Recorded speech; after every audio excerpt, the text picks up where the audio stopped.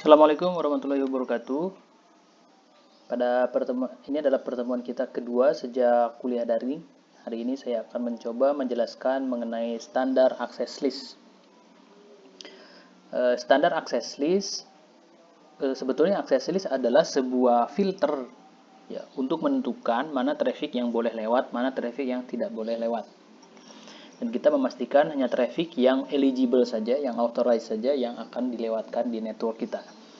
Nah, lagi-lagi ini adalah sebetulnya filter di level network. Jadi kalau misalkan dia menggunakan IP address dan port address yang eligible, maka dia akan tetap dilewatkan gitu ya. Tetapi paling tidak ini adalah upaya di lapisan network untuk mengamankan informasi yang bisa kita lakukan. Access list biasanya terdiri dari serangkaian instruksi atau disebut juga access list statement. Tuh ada suara motor lagi.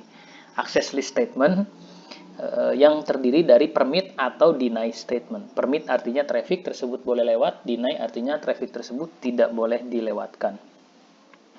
Kemudian pada penulisan access list statement, kita mengenal yang namanya wildcard mask. Pada Dynamic Routing Protocol, khususnya OSPF, kita sudah membahas apa itu wildcard mask. Tapi pada pertemuan ini, coba kita bahas sedikit lagi. Coba kita lihat saja di example 3. Misalnya, IP address yang dimasukkan dalam access list statement adalah 192.168.1.1 ini ya. Kemudian kita menggunakan wildcard mask 0.0.0.255. Nah, ini artinya kita sedang melakukan blocking atau permission terhadap IP address 192.168.1.0 atau IP network 192.168.1.0. Nah, wildcard mask sendiri adalah komplement dari subnet mask gitu ya. Jadi kalau wildcard masknya 0.0.0.255, maka sebetulnya itu adalah subnet mask 255.255.255.0. Jadi kalau kita blocking IP address 192.168.1.1.255.255.255.0, ya sebenarnya kita sedang ngeblok satu network. Network berapa? Network 192.168.1.0.255.255.255.0. Next, beberapa aturan access list gitu ya. Yang pertama adalah one access list per protokol. Jadi kalau misalkan di extended access list kita ingin ngeblok beberapa protokol, maka kita perlu statement access list sejumlah protokol itu, karena hanya satu access list per protokol. Yang kedua, satu access list per direction. Nah, apa yang dimaksud dengan access list per direction? Access list itu hanya bisa dipasang berdasarkan arah datangnya traffic atau berdasarkan keluarnya traffic, ingress atau egress gitu ya, input atau output. Kita lihat misalkan, coba lihat gambar ini yang saya tunjuk. Ini arah traffic masuk dan ini adalah arah traffic keluar. Nah, kita bisa pasang di interface sebelah sini, di interface input, atau kita juga pasang di interface output. Cuman ketentuannya hanya satu access list per direction. Yang ketiga adalah satu access list per interface. Jadi dalam satu interface itu tidak bisa dipasang lebih dari satu access list.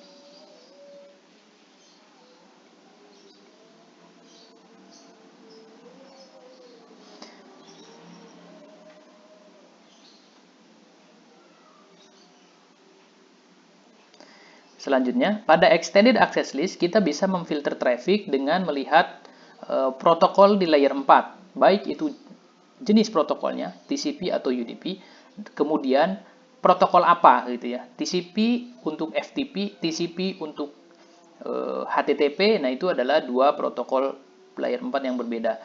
Nah, kita bisa menyebutkan nama protokolnya, kita blok HTTP misalkan, atau kita juga bisa sebutkan port numbernya. Kenapa sebetulnya Cisco sendiri dia mengacu well-known port. Jadi well-known port ini adalah port-port yang secara umum digunakan. Misalkan 80 digunakan HTTP. Jadi kita bisa sebutkan HTTP atau kita bisa tuliskan port numbernya 80.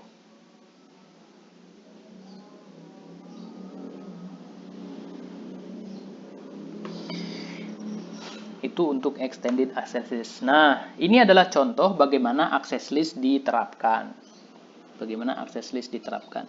Misalkan kita ingin membuat access list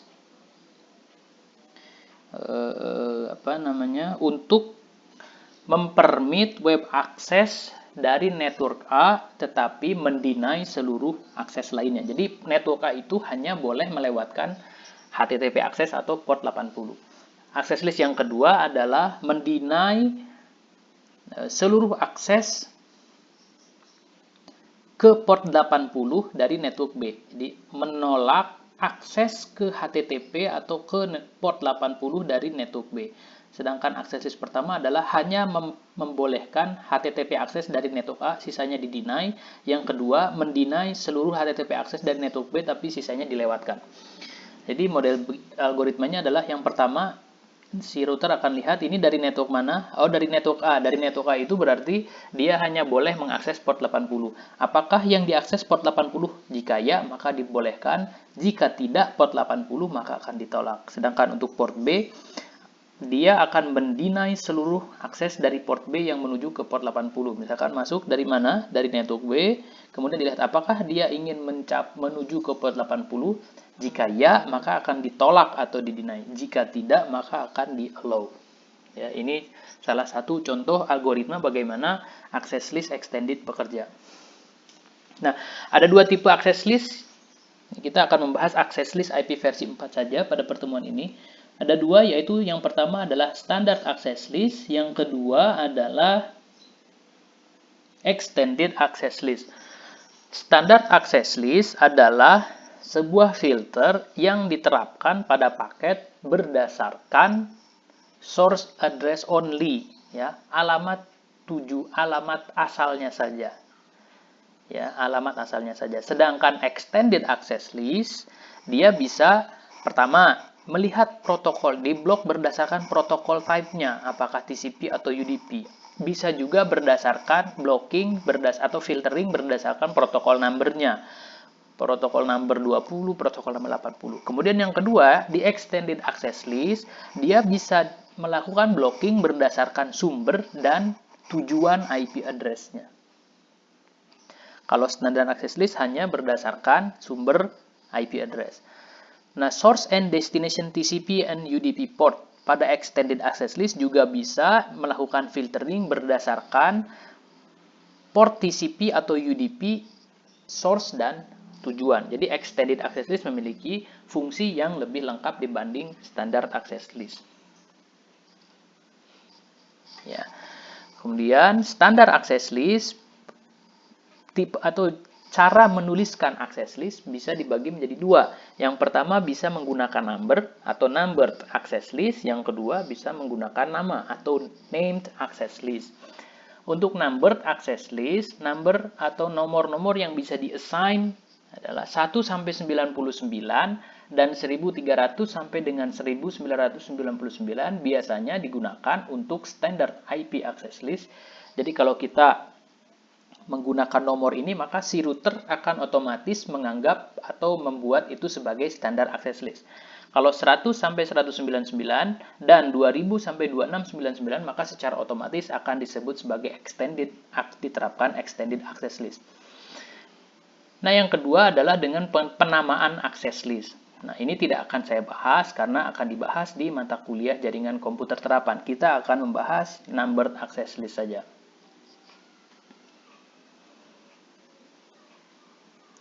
Misalkan ini contoh access list 10.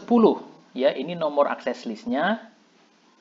Ini access list 103. Nah, ini adalah standar access list dan ini 103 adalah extended access list. Lalu beberapa pakem atau peraturan dalam menerapkan access list, standard operation dan configuration-nya. Extended access list should be located as close as possible to the source of the traffic. Jadi sebaiknya kalau kita membuat extended access list-nya itu dipasang di titik yang paling dekat dengan sumber traffic. Itu untuk extended. Sedangkan untuk standar access list, sebaiknya ditempatkan di titik yang terdekat dengan tujuan atau destination traffic.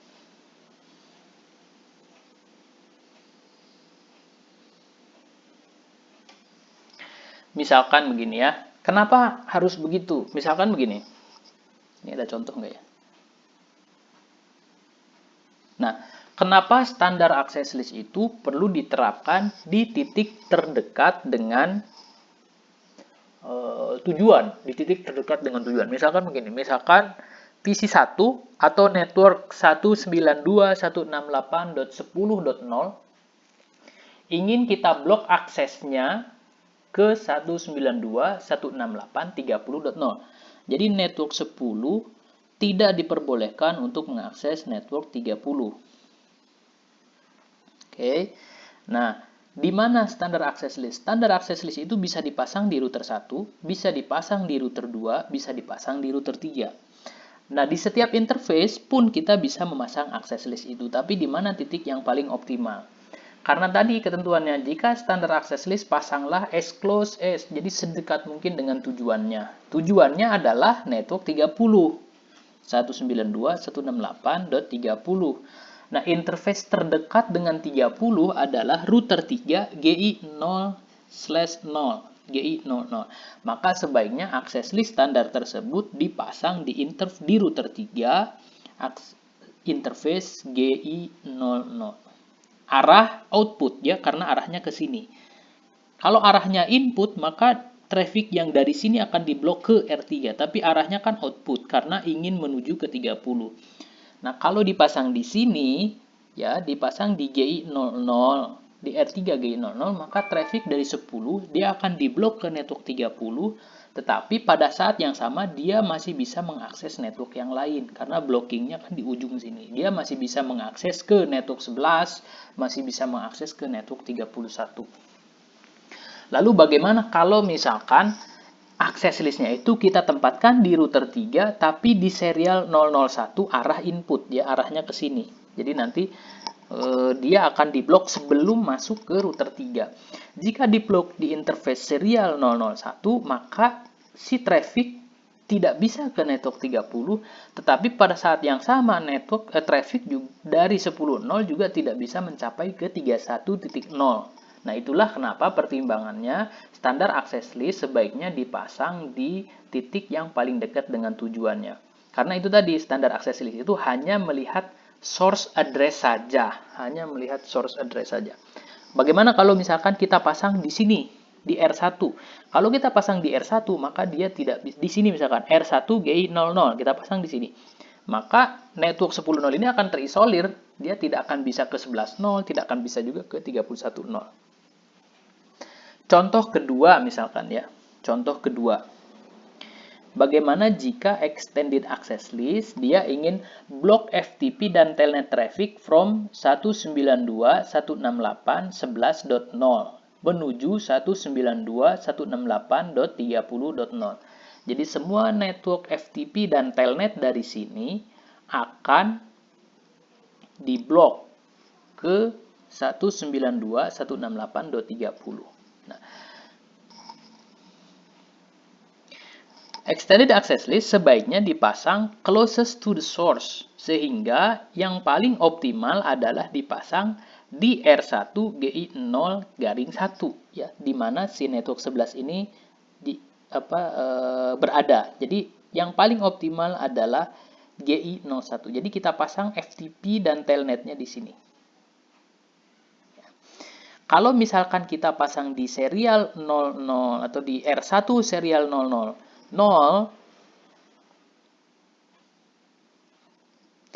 maka traffic dari 11.0 itu akan diblok di interface output R1 di serial 00 ini. Ini salah ya.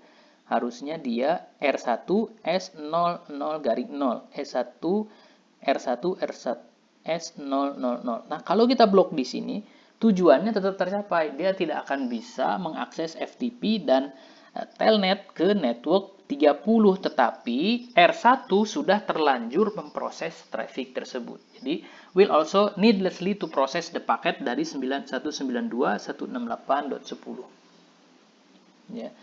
Jadi Maksudnya ini adalah traffic dari 11.0 ini akan terlanjur diproses oleh router 1. Bagaimana kalau kita misalkan pasang blockingnya di sini, di GI 00 ya, di R3 GI 00. Kalau kita pasang access listnya di sini, maka telnet traffic dan FTP traffic itu sebelumnya akan melalui path S2, melalui R1, melalui R2, baru melalui R3.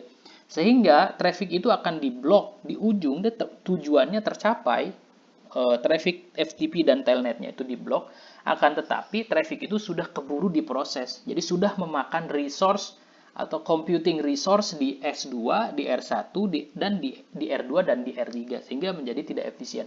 Kalau satu sih nggak masalah, tapi bagaimana kalau misalkan banyak yang kita harus blok gitu ya. Nah, itu akan menjadi masalah nantinya. Inefisiensi di network kita. Nah, itulah alasan kenapa standar access list sebaiknya ditempatkan di titik terdekat dengan tujuan, sedangkan extended access list sebaiknya ditempatkan di titik terdekat dengan sumber traffic.